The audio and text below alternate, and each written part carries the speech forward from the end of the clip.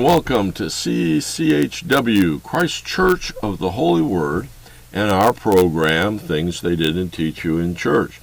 We are wrapping up our series on the 4 hidden dynasties of the Bible that Satan will take control of in these end times.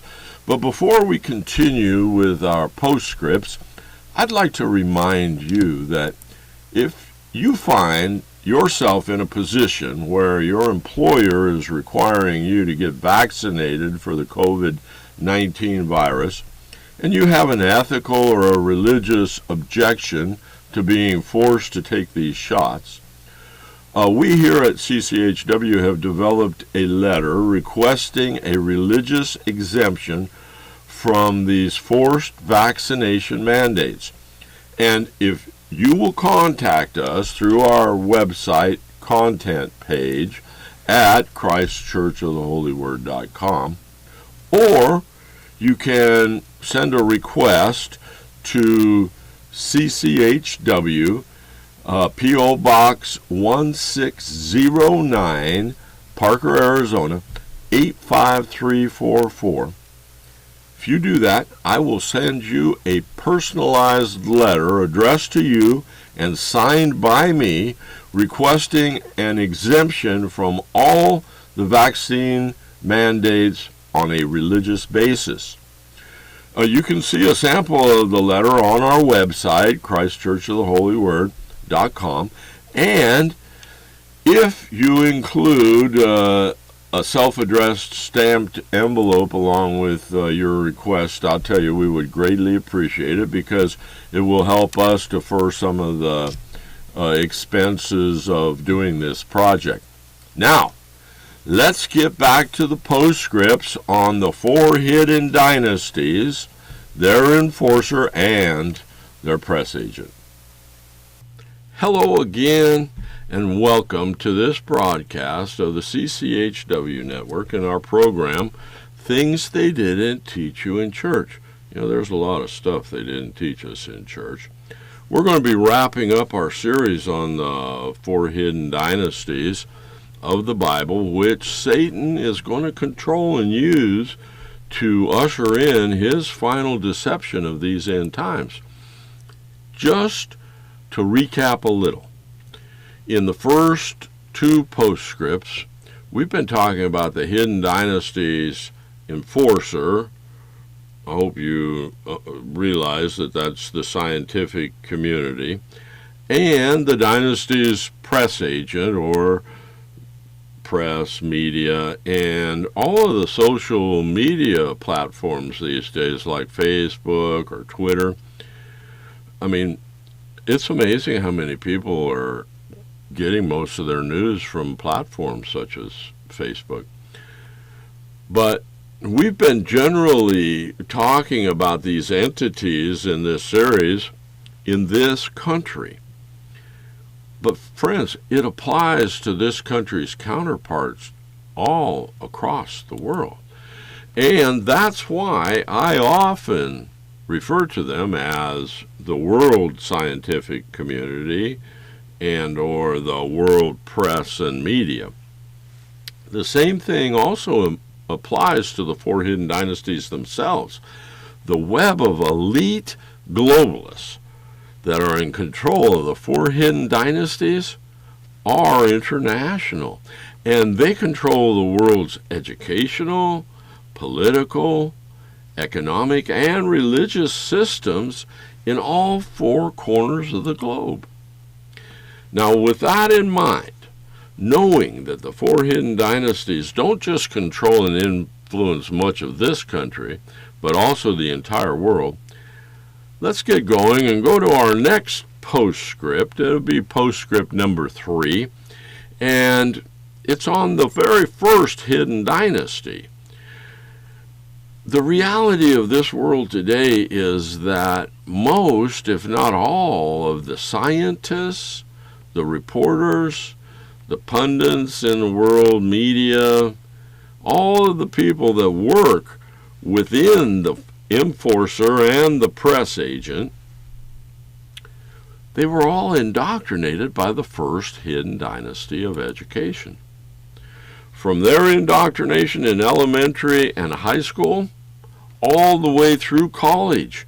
They've been brainwashed by the liberal teachers and professors that they've had. Folks, it is time you face the facts. If your kids or grandkids are in government schools, if at all possible, you probably need to get them out of there. Now, I know for many people that's just not possible, so in that case, I'm going to give you a little advice here. You, as a parent or a grandparent, have a responsibility to deprogram your kids and counteract the propaganda that they're being fed in these government schools. You need to find out exactly what's going on in the classroom and spend some time teaching your children the truth about everything. You need to make sure they're learning the basics like reading, writing, and math. You need to make sure they're being told the truth about the founding of this country and about economics, how they work, and about basic planning in life and budgeting and writing checks, and most importantly, you need to be teaching them about God and the letter that He has sent us, the Bible. Friends, if you don't teach them, more than likely nobody else is going to do it. In my opinion, what's going on in the government schools today is nothing short of child abuse. From wearing masks that don't work and will in fact help infect your children with pneumonia and other diseases, to the mandating of vaccines for children under the age of 12 who are at the least likely risk in this entire population to get the China flu. In this whole spectrum, government schools are putting our children at risk. Our educational system has failed miserably to protect our children. The saddest thing about all of this is that many of the teachers are the ones who are spearheading this child abuse. In Washington State and many other liberal strongholds across this country, they are teaching pornography in the classrooms to our children starting at the ages of 5 and 6, discussing subjects like masturbation in class with kindergartners. Friends, in many cases, teachers have become the enemy of our children. That's difficult for me to say. You know, I was teaching for many, many years. Remember, it was the teachers who would not go back to school in 2019 and 2020 for fear of the China virus. And most teachers are at very, very low risk of any serious consequences from getting the COVID virus. In fact, we're finding out that the best protection against the virus is natural immunity, which is the result of having the COVID flu. If a teacher is old and sickly, hey, they should probably stay home and maybe get vaccinated, maybe retire. But the younger population of teachers is generally not at risk any more than they're at risk of any new variant of the flu that visits us every year. In fact, the yearly flu that we've been dealing with for decades now is more deadly for children than the COVID-19 is. Here's a couple of facts for you that upset me a lot. I hope they upset you too. But number one is, did you know that over 1 million kids did not go to the first day of school in 2021 related to the China virus? And even worse than that, over 3 million kids never went to school at all in 2020. It's mind-boggling. the most adversely affected children are those from low-income families. And the effects of this outrage will affect our country's children for decades to come. These are the kids that in our society are at greatest risk. They're never going to recover from this, friends. And now that our children are back in school, many of them in the lower grades are being exposed to critical race theory, which is a fraudulent education package. And there's many other ones out there like it, like the 1619 Project that teaches our children lies and untruths about our country and its founding. And it's happening in the very schools that our tax dollars support. Higher education, believe me, it's no better. Perhaps it's even worse. Like I said, I've spent a lot of time in higher education.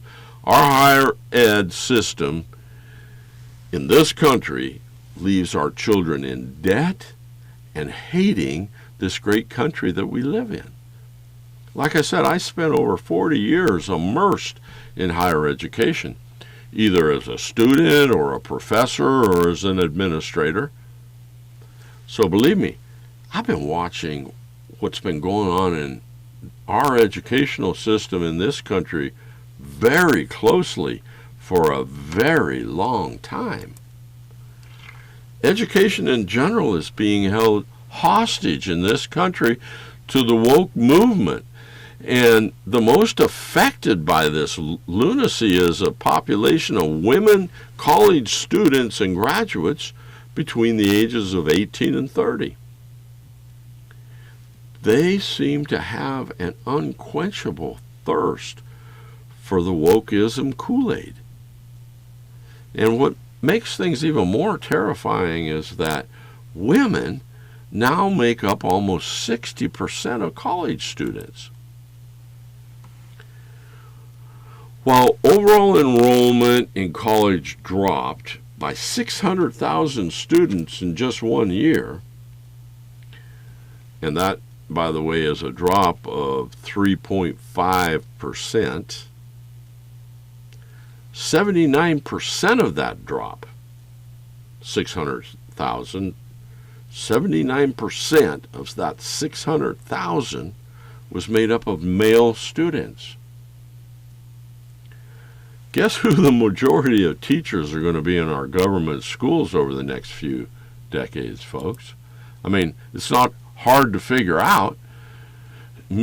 Many in our society have been questioning the benefit of college education for several years now, and it seems that the majority of those people may be male. Many men in all ethnic and socioeconomic backgrounds are realizing that they can start out making good money right out of high school in several different areas of work that do not require a secondary education or a degree of any kind. And as I've said before, many students, as well as their parents, I think maybe it's even more parents than students, have come to realize that higher education leaves our college-graduated children in debt and hating this country. Then, if you mix in the China flu into this whole woke education equation, the situation begins to look really bizarre. I'll tell you how bizarre things are becoming. It was announced at the beginning of September 2021 that Rutgers University, you know Rutgers, it's one of the most famous universities in the world, I believe. Rutgers University is now requiring vaccination certificates in order to attend all of their classes. Even, get this, online classes. I'm not kidding. Even online students at Rutgers are being required to show proof of being vaccinated. And now other colleges are beginning to follow their lead. One thing I know for sure from being in education all the time I was, education is not what it used to be, friends. education has become more and more political over the past 20 years. And teachers' unions have moved education into the public arena and therefore into the public eye, which happens to be a hidden blessing in my opinion, because of the teachers' union brazenly disregarding the parents and the students in their pursuit of controlling everything in the classroom based upon their own political beliefs. Parents are beginning to realize what's going on. In many areas of this country, parents are up in arms over what the educational beast really is teaching or not teaching our children. Parents all over this country are also beginning to band together and fight some of the retarded degrees and mandates that are coming out not only out of our government but also out of our public and private school systems.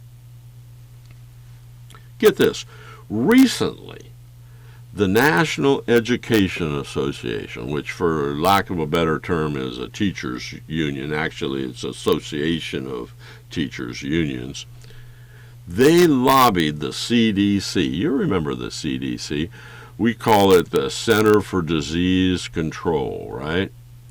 Well, the National Education Association of Teachers Unions lobbied the CDC, Center for Disease Control, wanting them to relax their nationwide recommendation against making children to wear masks at school. And guess what? The CDC has now decided that the teachers' unions know better about the quote-unquote science than they do. So now the CDC, who had recommended not to mask children in school, have now rescinded that recommendation, and they're saying that children should be wearing masks in school. Friends, this is unexcusable. This is child abuse, I'm telling you. And in my opinion, the CDC, Center for Disease Control, they should immediately be disbanded and all funding to them should be ended immediately. They know it's unhealthy for our children to be putting these face diapers, masks on their face, and yet they've succumbed to the pressure from the teachers' unions. The same unions that said that it was unsafe for teachers to go back into the classroom for over a year, even though we all knew that it wasn't.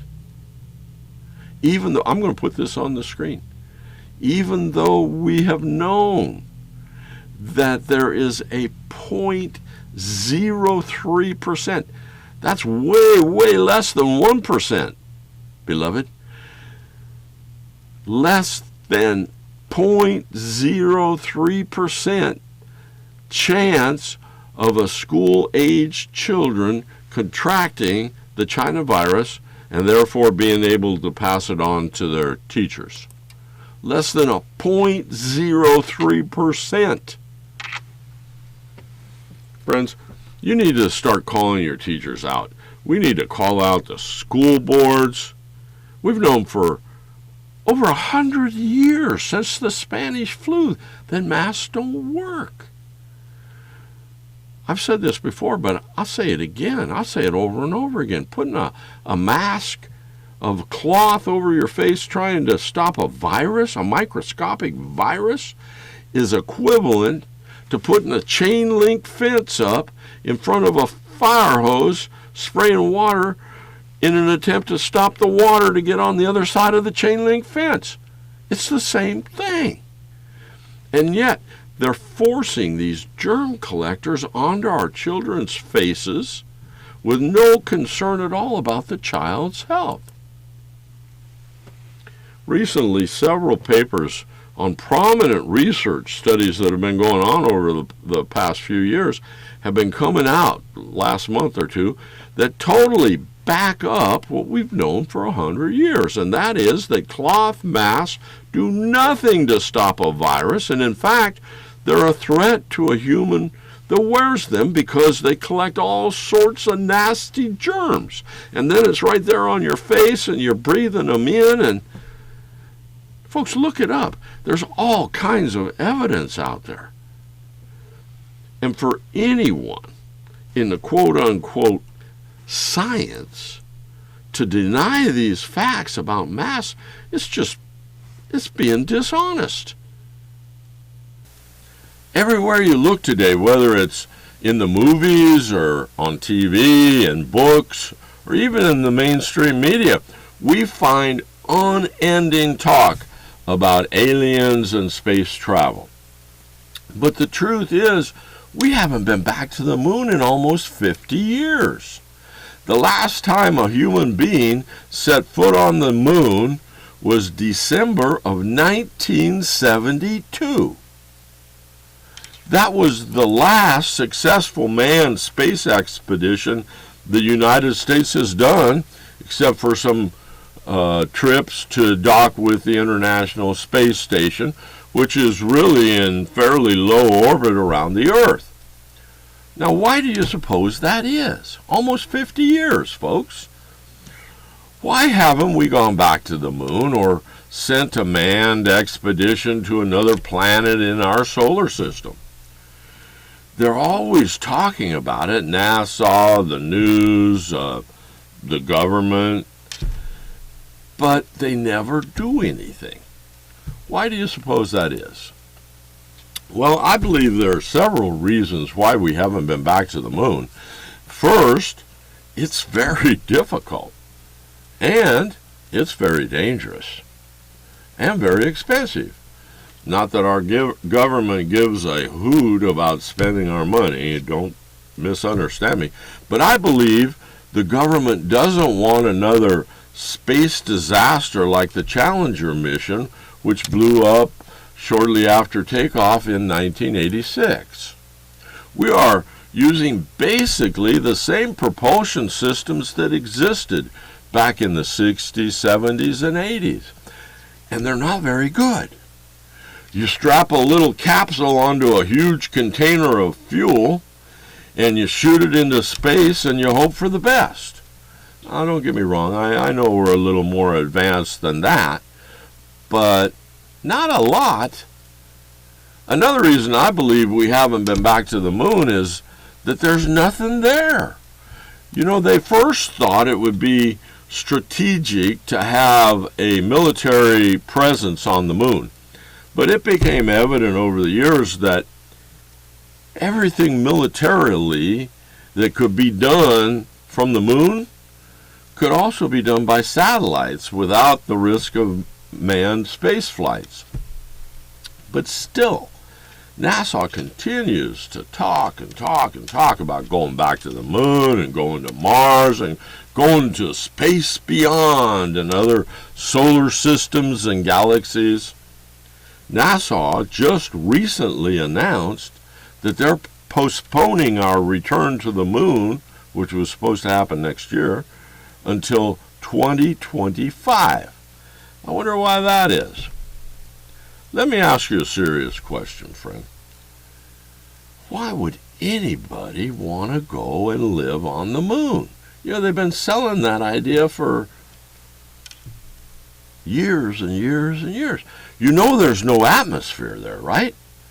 You would basically be living in a single wide trailer in a place where you can't breathe outside of the controlled environment.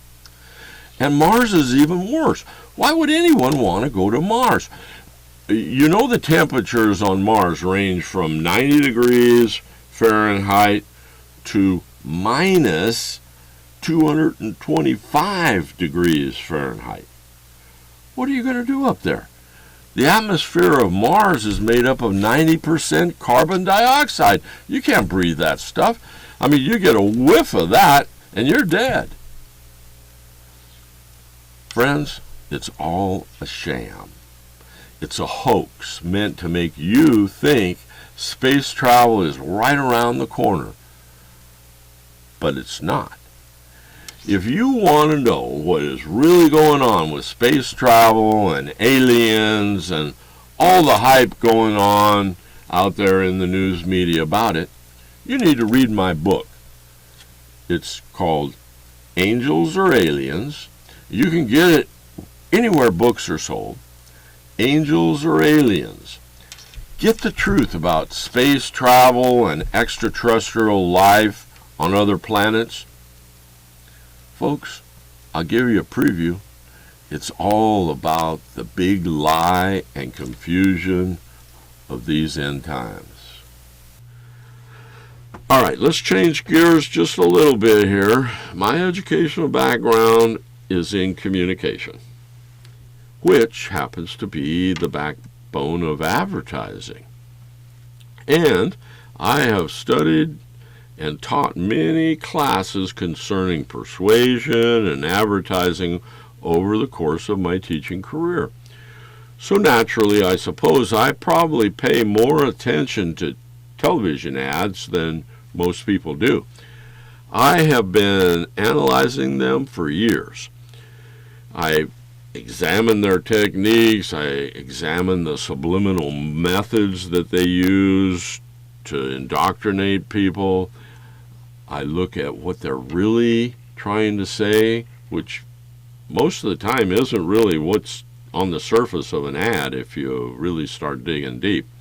So I'd like to share a couple of examples about brainwashing going on today in today's media. Only one of them really has to do with advertising, but they both have to do with education and the indoctrination and so on and so forth. My first example, which is about advertising, concerns the intense subliminal indoctrination going on right now on television. You can turn your TV on right now. I guarantee you, within a short amount of time, you're going to see some form of this type of advertising. And folks, I'm afraid the U.S. taxpayer is footing the bill for the whole thing. In watching the ads, because I watch a lot of college football, and this is where I first observed this, so I went out and I started watching other things, little here, little there, that I might not otherwise watch. It's everywhere, believe me. But in watching these ads that have been running on college football games lately, I was shocked at what I saw. There is a huge amount of advertising, huge campaigns going on right now on TV targeting college students, college football games, but everywhere else too. And they are pushing the narrative that all college students need to be vaccinated. Someone out there is spending millions and millions of dollars on this advertising. And who's benefiting?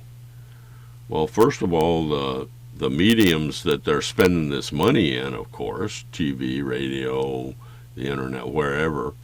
But you know who really is benefiting from this? It's Big Pharma. I mean, you don't really think that these vaccines are free, do you? Who do you think are paying for the vaccines? You need to do a little soul searching about this, a little examination. In the end, we are. We're paying for them. And who's getting paid? Media, but more than anything, Big Pharma. And friends, they're rolling out boosters that once you get started, they're never going to end. They're going to want to shoot boosters into you and your kids for the rest of your life. I mean, is there any end? Has there been an end announced to the flu shots somewhere in the future or somewhere that I haven't heard about? I don't think so. here's the main question. Like I said, and I really don't know the answer, but we really should try to find out. It's important. Who's paying for all this advertising? Is it just us, the taxpayers? It would be interesting to know, don't you think? Is Big Pharma actually coughing up some money to pay for their own vaccine ads? Because that's what this stuff is. Or are we, the taxpayer, paying for all of it with our tax dollars? Out there trying to persuade college students they need to get vaccinated. My second anecdotal example is not so much with advertising. It has to do with higher education, though. It has to do with a well-educated friend of mine. He went to college. He got a degree. Actually, at the time, he wanted to be a lawyer. And now, years and years later, he's doing very, very well in a totally different field that doesn't even use his college degree. Now, that's not my point, although it's a very good point. Here he spent all this time and energy on college, and he's made it big in an area he doesn't even use. I mean, granted, college education helps you think about different things, and, you know, it helps you in the world. But he's not even using his degree. My point is, I was having a discussion with my friend the other day, and it was about an elected official in our little county here in southwest Arizona. My friend made the point that our newly elected Justice of the Peace didn't even have a college degree. My friend couldn't believe that our podunk little county would allow that to happen. To have a person in that important of a job, my friend thought, without requiring the person to hold a college degree was outrageous.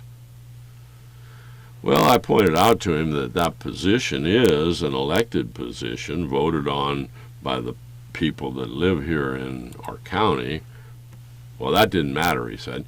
For our county to allow a person to run for Justice of the Peace without a college degree was ridiculous, my friend thought, and needed to be fixed sooner than later.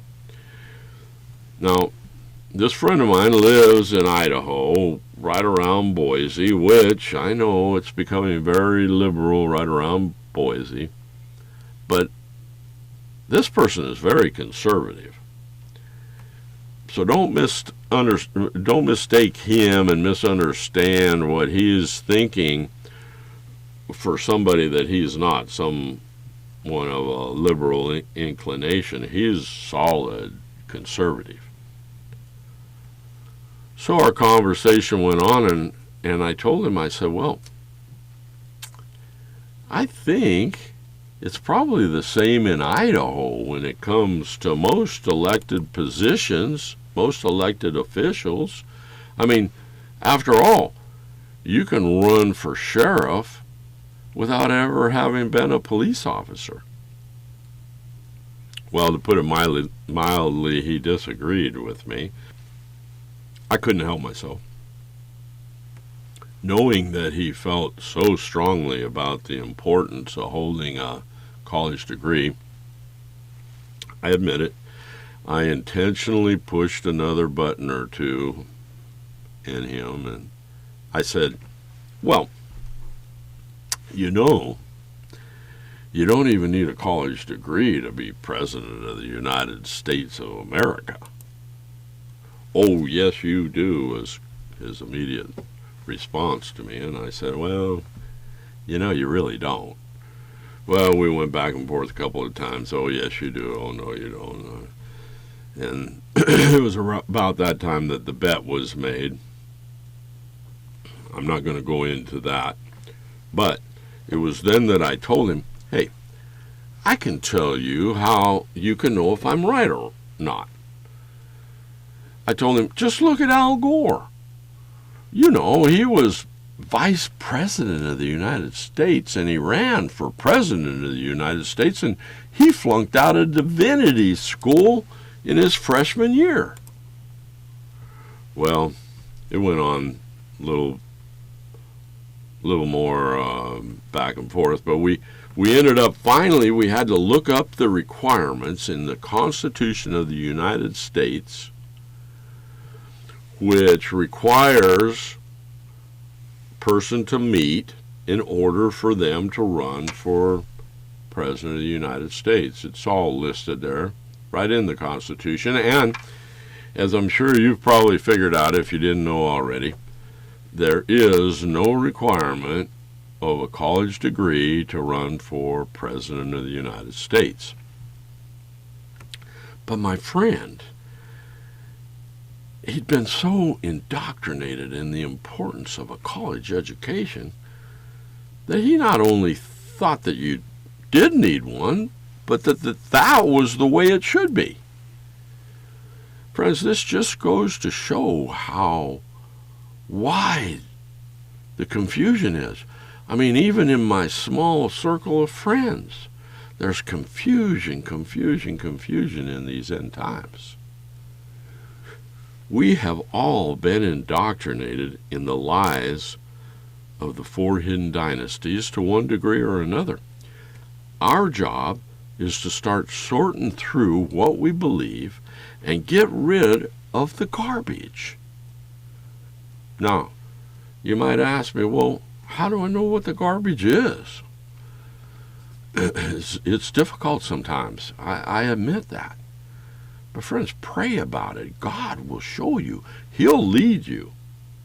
All of a sudden, the garbage will start standing out like a big old blinking red light. And I'll tell you, a good place to start. A good place to start is in education.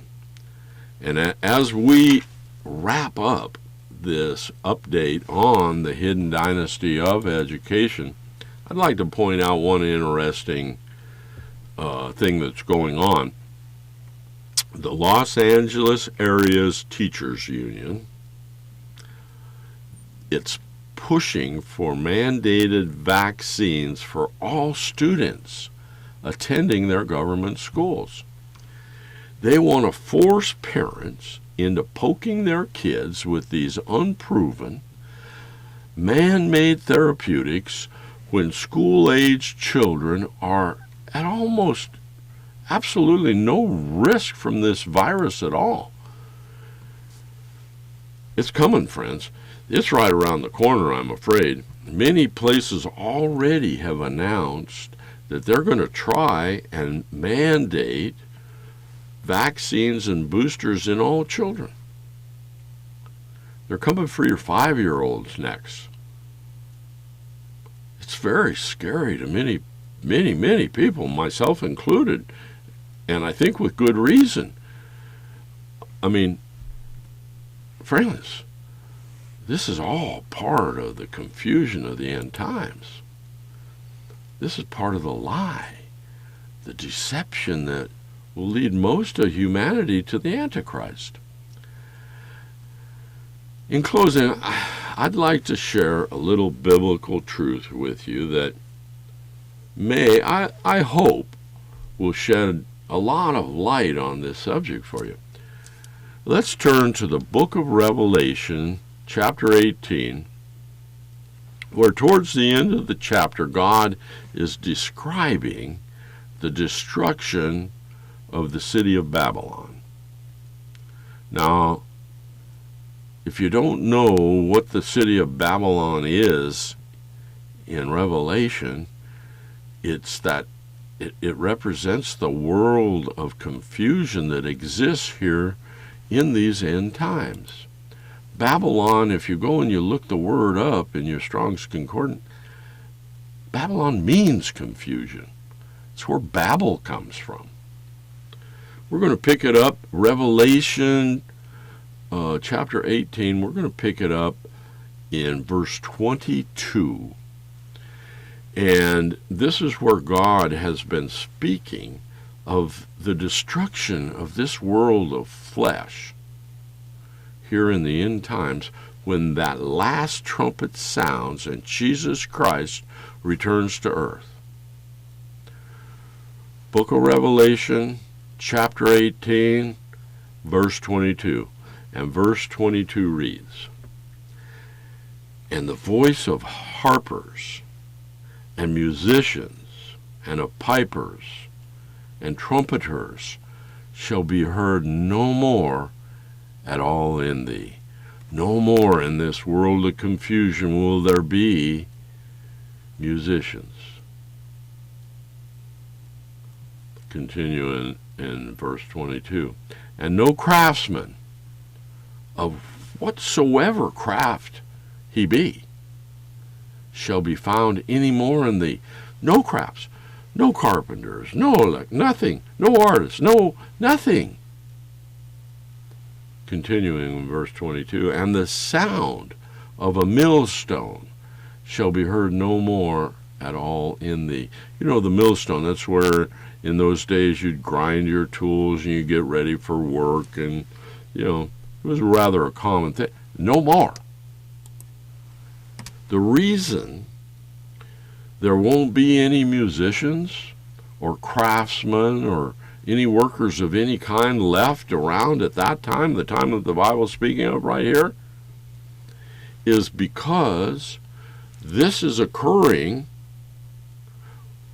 when we are all changed into our spiritual bodies. And we're not living in the flesh anymore at that time. And friends, and this is something I hope you can grasp onto, things of this worldly flesh, musicians, craftsmen, whatever, they're going to be of no importance at all at that time. We won't be in flesh. We won't be in this flesh that we live in at this time. I know that's hard to imagine, but your documentation for it is 1 Corinthians chapter 15, verse 52. I'm going to put that on the screen for you. We aren't going to go there. You go read it for yourself. Paul tells us, 1 Corinthians chapter 15, verse 52, Paul tells us that at that time, at that last trump, when we see Christ himself coming in the clouds, we're going to be instantly changed into our spiritual bodies. Let's continue. Revelation chapter 18, we're going to continue in verse 23. "And the light of a candle shall shine no more at all in thee, and the voice of the bridegroom and of the bride shall be heard no more at all in thee. For thy merchants," remember that word, beloved, merchants, "for thy merchants were the great men of the earth. For thy sorceries," remember that word, "were all nations deceived." In other words, through the merchants, which are the money people, the money changers of the old times, use these sorceries to deceive all of the nations. All right, first of all, I hope you know who the bride and the bridegroom are. This is speaking of the wedding that will take place between Jesus and his election when he comes back. Your documentation for this, we'll put this up on the screen for you. Your documentation that Jesus is the bridegroom, we're the bride, the faithful are the bride. Your documentation is Matthew chapter 9, verse 15. There's several places in Matthew chapter 25 that state this, as well as many other places, including Luke chapter 5, Mark chapter 2, And there's many places in the Old Testament, too, that talks about the same thing. But I want to focus more on the idea of these merchants and their use of the sorceries. And I want to focus on this word sorceries. Actually, that's why we came here, friends. God is saying that it is because of these sorceries being used by the money people of the world in these end times. Remember, God's talking about the merchants using them, and it's by these sorceries that all the nations of the world will be deceived. Do you understand that? Through these sorceries, at the hands of the money people of this world, most of the world will be deceived. Beloved, this is the great deception of the end times. And these sorceries are the cause. Let's find out exactly what these sorceries are. I mean, don't you think we should do that? These sorceries that are being used by the money people of the world, these merchants in the Bible, we're going to put this on the screen for you. The word sorceries is the word number 5331. It's a Greek word in your Greek dictionary and your Strong's Concordance. It is the word pharmakia. And it means medication and pharmacy. And friends, get this. It comes from the very next word in your Greek dictionary there in your Strong's Concordance. It's number 5332. And you know what that word means? It means druggist and pharmacist. Can anybody say Big Pharma? Friends, I pray that you have eyes to see and ears to hear. I pray that you understand what I'm telling you here, what God is telling all of us right here in this verse. Medications and drugs, legal and illegal, drug dealers and pharmacists, good and evil, according to the Word of God, will lead this world into the deception of these end times. Friends, we're already there. I mean, we're right in the middle of it right now. Can you see it? I mean, there's a heroin epidemic going on in this country. It's an epidemic in the world, actually. Drugs coming into this country across our southern border, which I won't go there. But drugs are coming in from Mexico, drugs that are laced with fentanyl, produced by China, and they're killing over 70,000 Americans a year.